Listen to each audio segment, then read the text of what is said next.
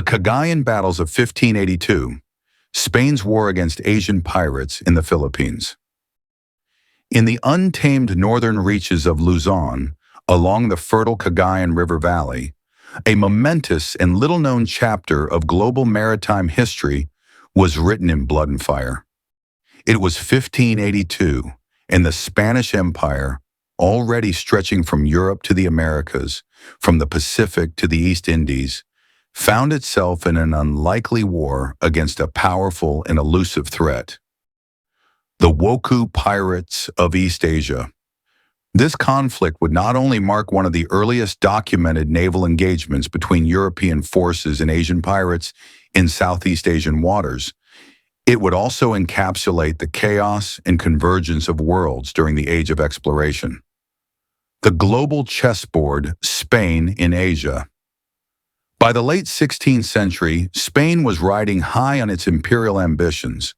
With the conquest of the Americas underway and the lucrative Manila-Acapulco galleon trade connecting east and west, the Spanish crown saw the Philippines as a vital link in its expanding empire. The archipelago offered a strategic launch point into the bustling markets of Asia, China, Japan, and beyond. But with new territory came new dangers. The Philippines was not a passive prize. It was a contested crossroads. Indigenous uprisings threatened the fledgling Spanish settlements. Rival traders from Portugal, the Dutch Republic, and other European powers eyed the islands jealously.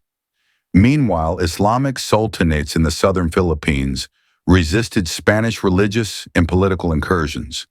And now a new specter haunted the coastline: the Wokou pirates. These were not ordinary pirates. The Wokou were infamous maritime raiders, feared for their speed, ferocity, and cunning. Emerging as early as the 13th century, they had evolved over centuries into a loosely connected but devastating force. By the 1500s, many Wokou bands consisted of Chinese smuggler lords, Japanese ronin, masterless samurai, and even rogue Portuguese and Malay sailors.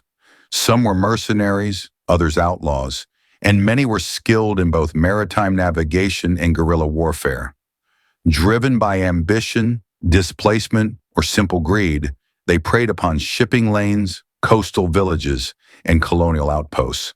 And in 1582, the eyes of the Wokou turned toward Luzon. The Kagayian coast, a strategic prize. Northern Luzon, with its fertile land, rich timber, and developing trade centers, was a tempting target. The Cagayan Valley, at the mouth of which sits a wide bay, offered sheltered anchorages and an access point to the lucrative inland resources.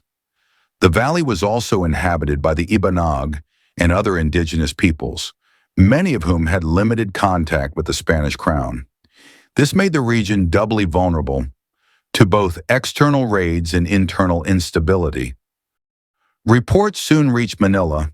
A sizable fleet of Wokou ships had begun raiding along the coast, burning settlements, capturing goods, and enslaving locals. Alarmed, the Spanish governor-general mobilized a counteroffensive, tasking seasoned conquistador Captain Juan Pablo de Carrión with expelling the invaders.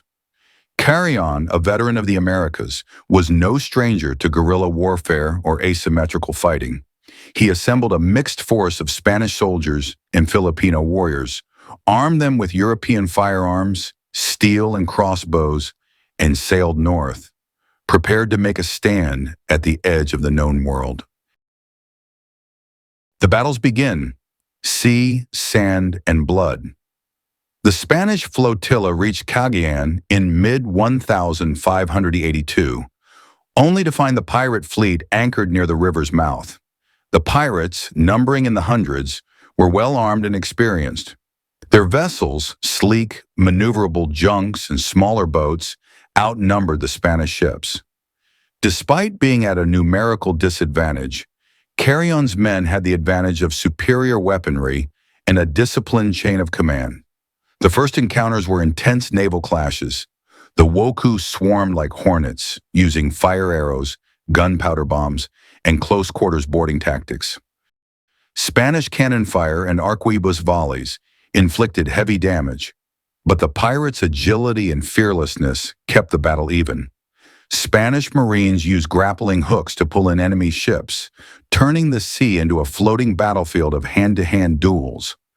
As the fighting raged, Carrión shifted tactics. When the pirates attempted to land and regroup, Spanish troops pursued them into the mangroves and jungle. Here, the Filipino auxiliaries proved crucial, navigating the terrain, flanking enemy positions, and engaging in hand-to-hand combat that turned riverbanks into blood-soaked battlegrounds. The battle stretched over several days. One of the climactic moments came when a major pirate junk, laden with weapons and treasure, was captured by the Spanish. It sent shock waves through the enemy ranks. The morale of the Wokou broke, and many fled inland or attempted to escape by sea. Carrión's forces pursued and eliminated the remnants in a series of brutal skirmishes over several days. By the end, the river ran red, and the Wokou menace had been broken, at least for a time. The Spanish had established a firm military presence in Cagayan, and the victory served as both a deterrent and a warning to future raiders. Echoes of Empire, the aftermath. The Cagayan Battles were more than just a local skirmish. They were a clash of civilizations, mercenary cultures, and early global ambitions. For Spain, it was a warning. The seas of Asia were not empty, and their new empire faced enemies far more mobile and decentralized than European rivals. Following the victory, Spanish authorities prioritized coastal defenses and fortification of northern Luzon. Settlements were reinforced, alliances with local leaders strengthened, and naval patrols increased to deter future incursions. Fortresses such as those in Apari and Lalo were either constructed or reinforced, laying the groundwork for a more permanent Spanish presence in the region. For the Wokou, the defeat was a blow, but not the end. Pirate bands continued to plague Asia for decades, adapting, relocating, and resurfacing under new leaders and banners. In time, their legacy would be absorbed into the broader mythos of pirate lore, blending fact and fiction in equal measure. Some even speculate that remnants of the Wokou found refuge in hidden enclaves along the Philippine coast, influencing later waves of piracy. Legacy of the Forgotten Battle. The Cagayan Battles remain a footnote in most histories, overshadowed by grander campaigns and larger conflicts. Yet their significance is profound. They were one of the first recorded European naval victories against Asian pirates in Southeast Asia, a precursor to the colonial confrontations that would define the centuries to come. The story of Captain Carrión and his multinational force, fighting in the steamy jungles and muddy shores of Cagayan, speaks to the chaotic birth of the modern world. Here, empires met pirates, muskets met katana, and a small river in the Philippines briefly became the front line of a global clash. And though the cannons have long since fallen silent, the memory of the Cagayan Battles lingers, waiting to be rediscovered in the tides of history. As modern scholars begin to re-examine Spain's presence in Asia, the story of 1582 stands as a compelling reminder of a time when East met West in fire and fury on the banks of a Philippine river.